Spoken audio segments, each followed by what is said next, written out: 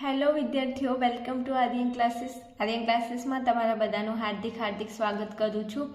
વિદ્યાર્થીઓ, આજે આપણે ધોરણ 12 તત્વજ્ઞાન વિષયની અંદર આજે આપણે વિભાગ ઈના મોસ્ટ આઈએમપી ક્વેશ્ચન જોવાના છે. ઘણા બધા વિદ્યાર્થીઓ આપણો વિડીયો જોઈએ છે. અમુક વિદ્યાર્થીઓને એવું થતું હશે કે આઈએમપી આપી દો ને એટલે અમારું કામ થઈ જાય.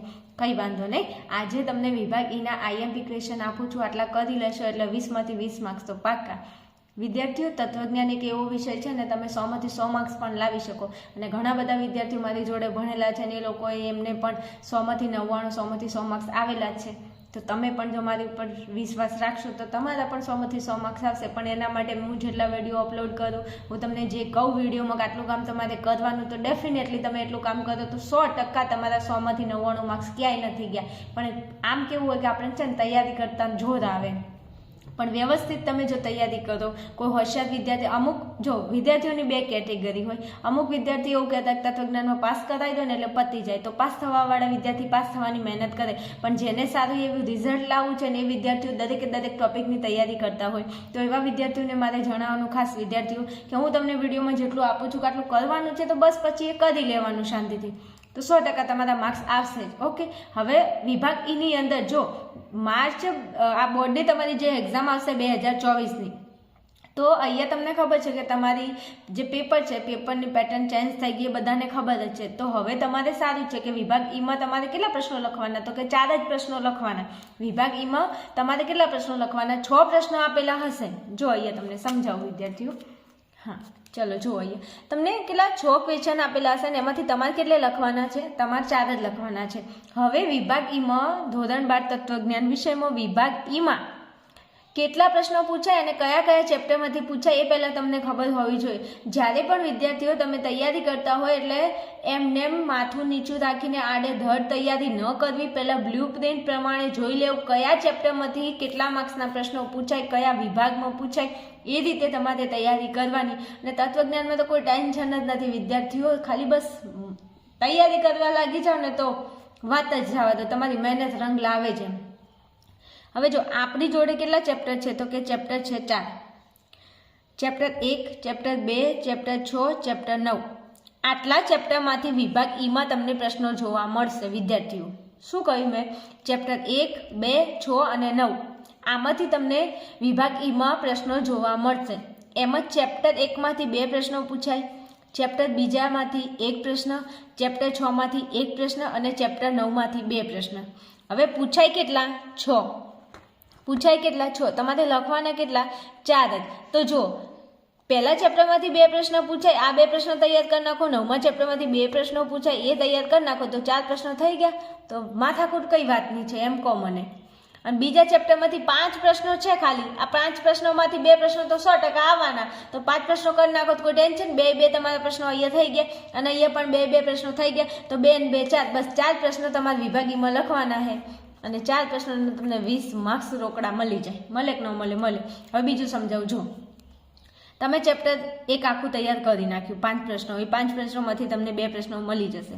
બીજું ચેપ્ટર 9મું છે, એમાંથી 5-6 પ્રશ્નો કરી નાખો એટલે 2 પ્રશ્નો તમને બેઠા જોવા મળે. પણ મારું એવું કહેવું છે કદાચ આ ચેપ્ટરના પ્રશ્નોમાંથી આમાંથી 1 કદાચ આવડે છે, આમાંથી કદાચ તમને 2 આવડે છે, તો 3 પ્રશ્ન થયા અને વધ્યો હજુ 1 પ્રશ્ન. તો ટેન્શન કઈ વાતનું છે? વિભાગ ચેપ્ટર 2માં જે તમને ખબર છે કે દલીલો, સ્વાધ્યાય 2માં જે બીજા નંબરનો પ્રશ્ન છે એમાંની જે 10 દલીલો છે ને, 10 દલીલો એકવાર વ્યવસ્થિત કરી નાખો તો ટેન્શન કઈ વાતનું છે એમ કહો. વિભાગ ઈમાં 1 પણ ગુણ ના કપાય તમારો, પણ આવી તૈયારી કરવી જોઈએ. ચેપ્ટર 1 એના 5 પ્રશ્નો કરી નાખો એટલે એમાંથી 2 પ્રશ્નો ડેફિનેટલી આવી જશે. ચેપ્ટર 9ના 5-6 પ્રશ્નો છે, આજે આપું છું આઈએમપી, એમાંથી કરી નાખો એટલે 2 પ્રશ્નો આવડતા જશે. 2 આ થઈ ગયા, 2 આ થઈ ગયા, 4 પ્રશ્નો થઈ ગયા અને 4 તમારે લખવાના. ઇનકેસ કદાચ આમાંથી તમને 1 પ્રશ્ન આવડતો હોય અને આમાંથી 2 આવડતા હોય તો 3 વધ્યો 1, તો આ બીજા ચેપ્ટરનો 1 પ્રશ્ન લઈ લો એટલે 4 પ્રશ્નો થઈ જાય કે ન થઈ જાય? થઈ જાય. અને આ દલીલો 10 છે, 10 દલીલો તૈયાર કરી નાખો એટલે વાત થાય પૂરી.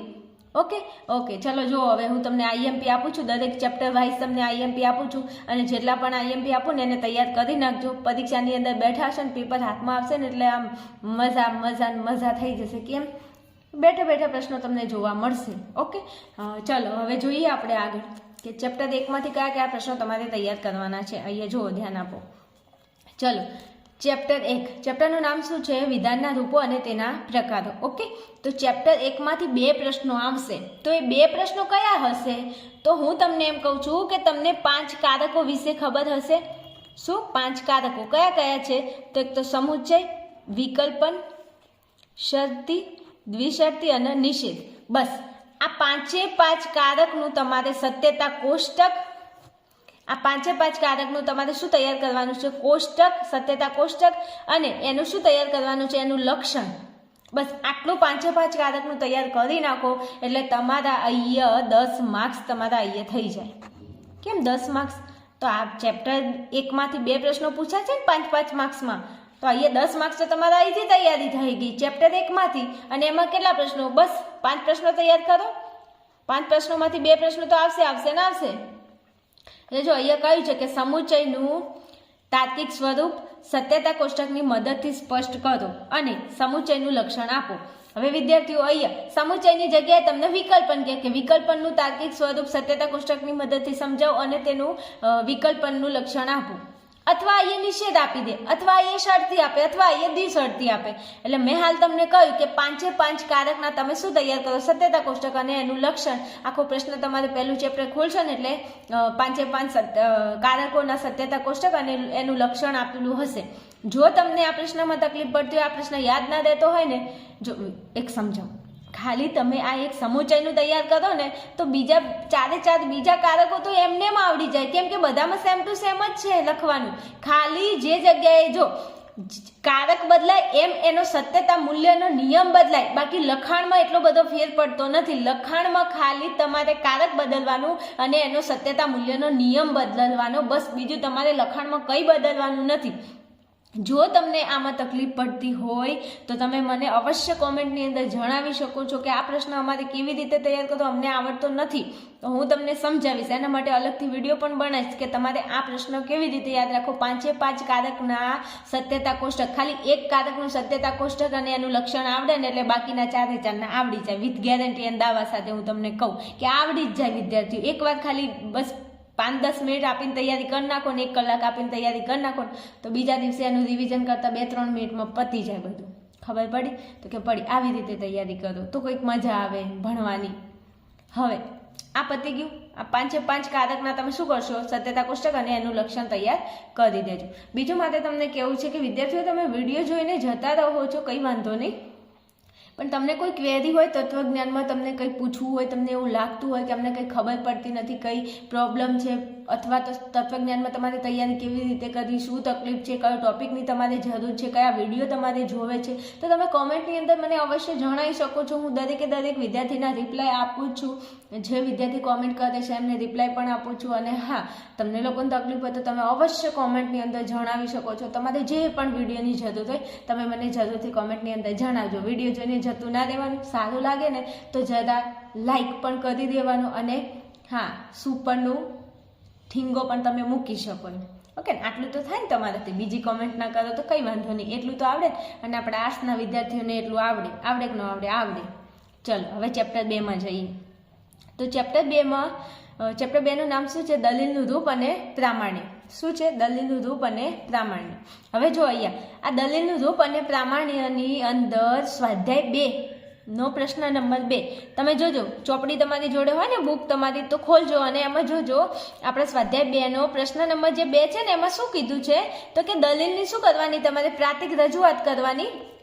અને દલીલ આપેલી હશે એની તમે પહેલા કરો પ્રાતિક રજૂઆત અને પછી શું કરો? એનું પ્રામાણ્ય નક્કી કરો કે આ દલીલ પ્રમાણભૂત છે કે દલીલ અપ્રમાણભૂત છે. હવે ઘણા બધા વિદ્યાર્થીઓ હોય ને એમને શું થાય? સત્યતા કોષ્ટક બનાવતા કમ્પ્લેટ આવડી જાય, ત્યાં સુધી કમ્પ્લેટ કામ કરે, અને પછી જ્યારે પ્રામાણ્ય નક્કી કરવાનું આવે કે દલીલ પ્રમાણભૂત કે દલીલ અપ્રમાણભૂત, ત્યાં વળી ડખા પડીને ઊભા રહી જાય કે આ પ્રમાણભૂત કે અપ્રમાણભૂત એ અમારે કેવી રીતે નક્કી કરવું. જો ના આવડે ને તો આ પણ કોમેન્ટમાં જણાવજો. તો એના માટે આ દલીલો માટે તમને અલગથી વિડીયો પ્રોવાઈડ કરીશ. ઓકે, પણ તમારી કોમેન્ટ હશે તો. ચલો હવે જો કઈ દલીલો તમે તૈયાર કરી શકો. અને હા, આ દલીલો તમારે તૈયાર કરવાની. આને બિલકુલ મૂકવાની નથી. કેમ? તો એટલા માટે કે ચેપ્ટર 2માંથી 2 પ્રશ્નો આવ્યા, ચેપ્ટર 9માંથી 2 પ્રશ્નો આવ્યા, પણ કદાચ આમાંથી એકાદો નથી આવડતો, એક જ આવડે છે અને આ બે આવડે છે, તો 2 અને 3 પ્રશ્નો આવડે તો એક પ્રશ્ન તમે ક્યાંથી ઉપાડશો? તો એક પ્રશ્ન તમારે ચેપ્ટર 2માંથી ઉપાડવાનો, મને એટલી ખબર પડે. આટલું કામ તમારે કરવાનું થાય. કદાચ 9મા ચેપ્ટરમાંથી એક જ પ્રશ્ન આવડે છે અને આ બે આવડે છે, તો 2 ને 1 3 થઈ ગયા, તો હજુ એક પ્રશ્ન તમારે વિભાગ ઈમાં લખવો પડે, તો એ તમે ક્યાંથી ઉપાડશો? તો કે તમે એ ચેપ્ટર 2માંથી ઉપાડશો. ચેપ્ટર 6ના પ્રશ્નો તમને જરા હાર્ડ કદાચ પડતા હોય તો, બાકી ચેપ્ટર 6 આવડતું હોય તો કોઈ ટેન્શન જ નથી. ચેપ્ટર 2 અને 6 આમાંથી તમને કોઈ બીનો પ્રશ્ન આવડતો હોય તમે લખી શકો, પણ મારું એવું માનવું છે કે તમે ચેપ્ટર 2 10 દલીલો ખાલી તૈયાર કરી નાખો તો તમારું કામ અવશ્ય આસાન થઈ જાય.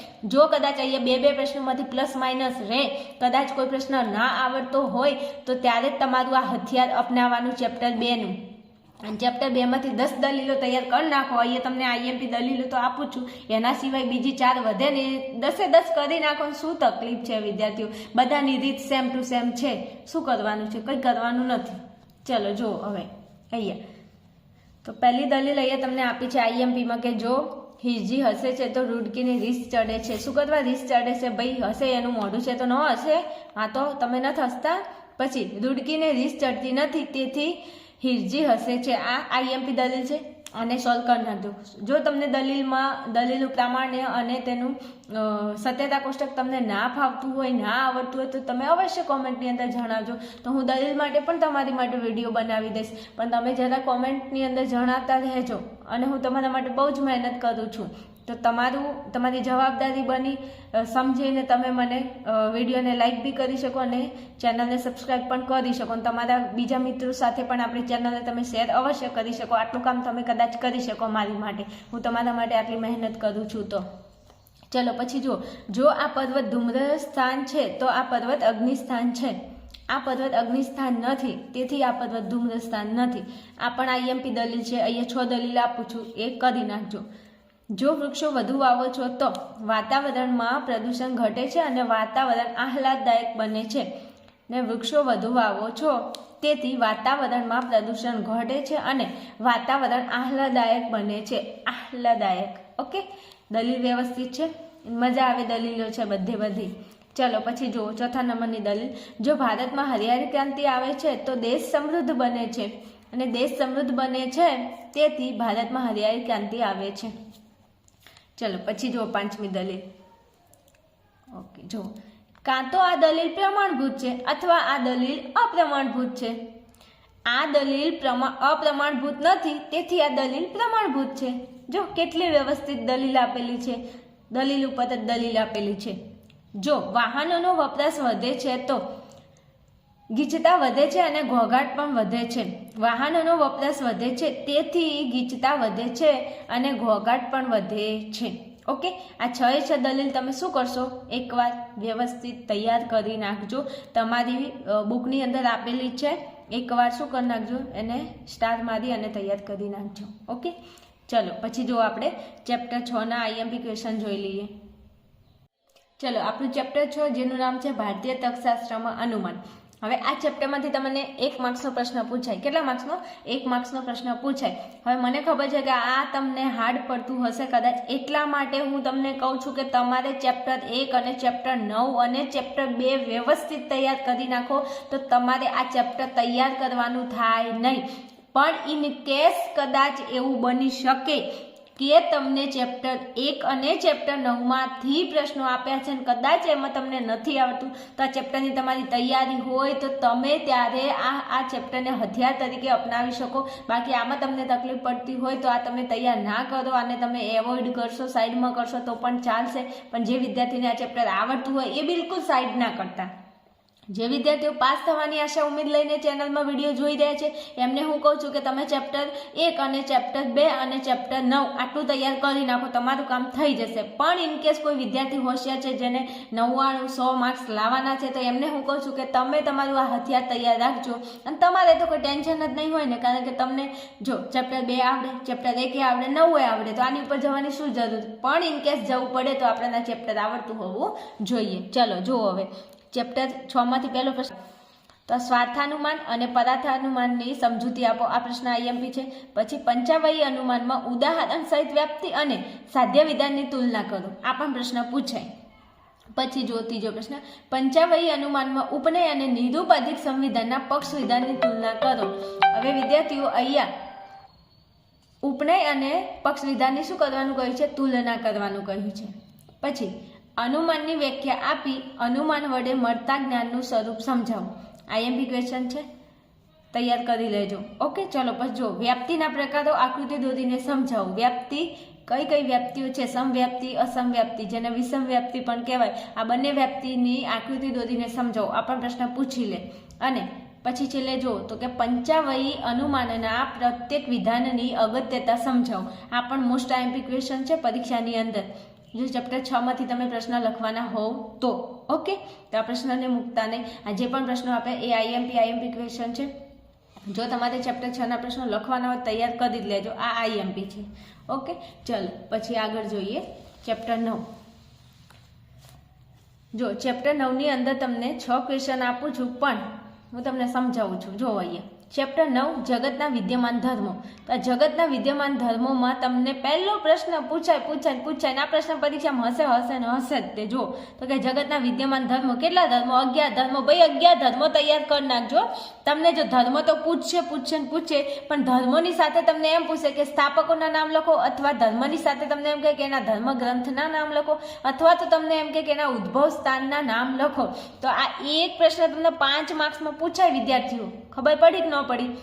11 ધર્મો તો તમને આપશે જ, કહેશે જ કે જગતના વિદ્યમાન ધર્મો, એની સાથે તમને સ્થાપકો પૂછી લે, અથવા ધર્મ ગ્રંથો પૂછે, અથવા એનું ઉદ્ભવ સ્થાન. અને 9મા ચેપ્ટરમાં જે આગળ કોઠો આપેલું છે કોષ્ટક, તો એ કોષ્ટક તૈયાર કરી નાખો એટલે 5 માર્ક્સનો પ્રશ્ન તૈયાર થઈ જાય. જો કોષ્ટક યાદ રાખવામાં તકલીફ પડતી હોય તો તમે મને કોમેન્ટમાં અવશ્ય જણાવી શકો છો. એના માટે વિડીયો બનાવી દઈશ. બીજું શું કરું બોલો તમારી માટે. ચલો પછી જો આચરવા યોગ્ય સદગુણો. વિદ્યાર્થીઓ આને હું 10 સ્ટાર આપું તમે કહેતા હોય તો કે આપી દો. આ તમને વિભાગ સીમાં કે વિભાગ ડીમાં પણ જોવા મળે, અને આ તમને વિભાગ ઈમાં પણ જોવા મળે. આ તમને પ્રશ્ન ગમે તે વિભાગમાં જોવા મળશે, પણ મળશે. વિભાગ એમાં ના હોય હો. બી થી લઈ અને ઈ સુધી તમને ગમે તે રીતે આ પ્રશ્ન પૂછાય. તો તમારે આને તો બિલકુલ સાઈડ આઉટ કરવાનો નથી. અને ના પૂછાય ને તો કંઈ વાંધો નહીં. તમને ખબર તો પડશે ને કે તમારી જિંદગીની અંદર, તમારા જીવનની અંદર કયા કયા ગુણોનું તમારે આચરણ કરવું અને કયા કયા દુર્ગુણોથી તમારે દૂર રહેવું. તો આ 10 આ સદગુણો 10 છે અને દુર્ગુણો 10 છે. એકવાર તૈયાર કરી લેજો પરીક્ષામાં. અને વિદ્યાર્થીઓ ખાલી 10 સદગુણો અને 10 દુર્ગુણો લખવાના તમને 5 માર્ક્સ આપે છે. તોય વિદ્યાર્થીઓ આવા પ્રશ્નો તૈયાર કરતા નથી. પછી કે તત્વજ્ઞાન આવડતું નથી, તત્વજ્ઞાનમાં માર્ક્સ નથી આપતા. ક્યાંથી આવે? આવા સહેલા પ્રશ્નો તમે મૂકી દો છો, એટલે આ પ્રશ્ન તમે તૈયાર કરી નાખજો. ચલો પછી જો આગળ તો કે સર્વ ધર્મ સમભાવ વિશે સમજૂતી આપો. આ પણ પ્રશ્નને મૂકતા નહીં હો. અને છેલ્લે લાસ્ટમાં કોઈ પણ ધર્મના 3 નૈતિક સિદ્ધાંતો લખો. શું કીધું? કોઈ પણ ધર્મના કેટલા? 3 નૈતિક સિદ્ધાંતો. તમને ખબર છે કે અહીંયા આપણે 11 ધર્મો છે ને 11 ધર્મોના 11 નૈતિક સિદ્ધાંતો છે. તો એ નૈતિક સિદ્ધાંતો બધા નહીં પૂછાય, પણ તમને કોઈ પણ 3 કે અથવા 4 કે અથવા 5 કે લગભગ છેલ્લે 3 સુધી તમને આપી શકે, કો તો 4 કે. તો કોઈ પણ ધર્મના તમે 3-4 નૈતિક સિદ્ધાંતો તૈયાર કરી નાખજો. તો પરીક્ષામાં જે પણ તમે તૈયાર કર્યા હોય તમે લખી શકો. ઓકે મારા વાલા વિદ્યાર્થીઓ, આ તમારી માટે ચેપ્ટરના આઈએમપી ક્વેશ્ચન હતા. વિદ્યાર્થીઓની અમુકની કોમેન્ટ હોય છે એટલા માટે આ વિડીયો બનાવ્યો છે. અને હજુ પણ તમને કંઈ આમાં જોઈતું હોય, તમારે કંઈ જરૂર હોય તત્વજ્ઞાનની અંદર, તો તમે કોમેન્ટની અંદર અવશ્ય જણાવી શકો છો. બીજું વિદ્યાર્થીઓ વિડીયો જોઈને જતું ના રહેવું, ખાસ તમારા બીજા મિત્રો સાથે આપણા વિડીયોને શેર કરજો, તો એ લોકો પણ તત્વજ્ઞાનમાં પાસ થઈ જાય. અને જે વિદ્યાર્થીઓ હોશિયાર છે, સારી એવી તૈયારી કરે છે, તત્વજ્ઞાનમાં પૂરેપૂરા માર્ક્સ લાવવા માંગે છે, તો એમને પણ આપણો વિડીયો પ્રોવાઈડ કરજો, તો એ લોકો પણ સારા એવા માર્ક્સ લાવે તત્વજ્ઞાનની અંદર. ઓકે ચલો મળીશું એક નવા વિડીયોમાં. ત્યાં સુધી જોતા રહો આર્યન ક્લાસીસ. જય હિન્દ, જય ભારત.